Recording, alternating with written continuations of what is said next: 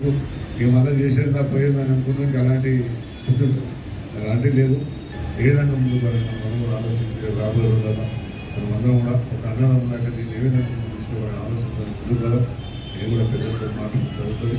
ఇంకేదంటే కూడా మీరందరూ కూడా రేపు నేను ఫోన్లో మాట్లాడే వాళ్ళు కూడా మాట్లాడడానికి చెప్తే కూడా చెప్పాలి. అందుకని మీ అందరి ఇప్పటిదాకా ఏదైతే మాట్లాడుకున్నామో మనం మంచిగా మాట్లాడుతున్నాం, నిజంగా కూడా ఆలోచనతో మాట్లాడుతున్నాం.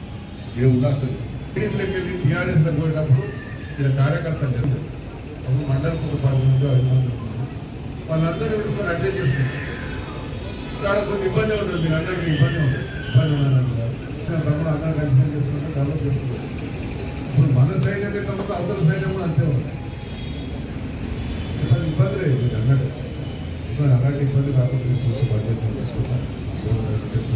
మరోపడి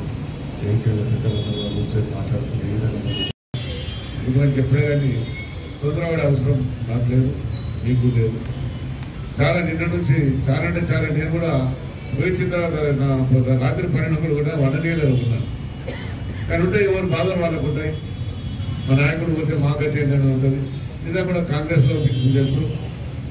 నేను కూడా ఆలోచించిన అందులో పోయిన తర్వాత ఆ గ్రూప్ ఈ గ్రూప్ రేపు ఎట్లా నేను అడ్జస్ట్ చేయగలుగుతా, ఏదన్నా మన నాయకులతో చెప్పుకోగలుగుతా అనేది నాకు కూడా ఆలోచన ఉంది.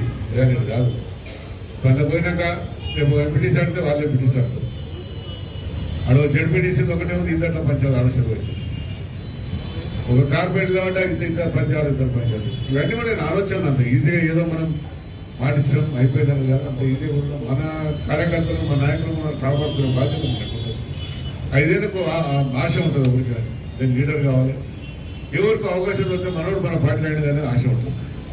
ఇలా కంబైన్ అయిన తర్వాత కొంచెం ఇబ్బందులు ఉంటాయి. నేను చాలామంది ముందు అడిగినారు అలా మీరు ఆ పార్టీలో పోతే రేపు మా పదవులు గతేందని. నిజంగానే అది ఉంటుంది. అలా పోయినాక పదవులు ఊడిపోయేది తెల్లారి కథమైంది. అలా పదవులు ఉంటాయి. తప్పనిసరి ఏ పార్టీకి పోతే ఆ పార్టీకి ఉండే బాధ్యత ఉంటుంది. అందుకని దయచేసి మనం అందరం ఏ విధంగా అయితే మీరు మాట ఉన్నారో రేపు కూడా ఆ మాటలు ఉండాలి. మీరు అందరూ కూడా ఈ బలం ఏంటంటే సూచించిన బాధ్యత. ఏదో నేను నా మాట గురించి మీ బాధ గురించి మాట్లాడదు కాదు. రేపు మన రంగంలో దిగడం కూడా ఇది ఇప్పటిదాన్ని ఉండాలి. మనం ఆ పట్టుదల ఉంటేనే నిజంగానే రంగం సాధించుకున్నారు అనేది ఉంటుంది. మన క్యాండిడేట్ ఉంటుంది, పార్టీ కూడా వచ్చింది. మన కాన్స్టిట్యూన్సీ ఉందంటే కొంత పార్టీ ముఖ్యం ఉంటుంది, కొంత క్యాండిడేట్ ఉంటుంది, కొంత నాయకులు ముఖ్యం.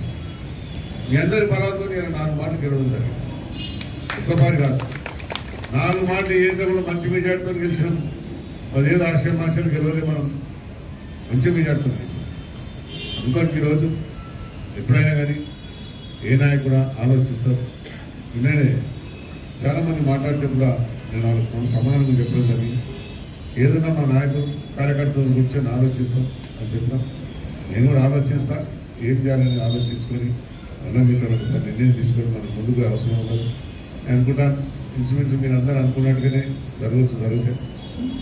అలాంటి జరగాలని నేను కూడా కోరుకుంటాను. మీకు ఇబ్బంది పెట్టి నేను పోవాలని అవసరం లేదు. మీకు ఇబ్బంది పెట్టాలని నాకు అవసరం లేదు. ఎందుకంటే ఇంతమంది ఇబ్బంది పెట్టుకొని పోతే నాకు కూడా నష్టం జరుగుతారని నాకు తెలుసు.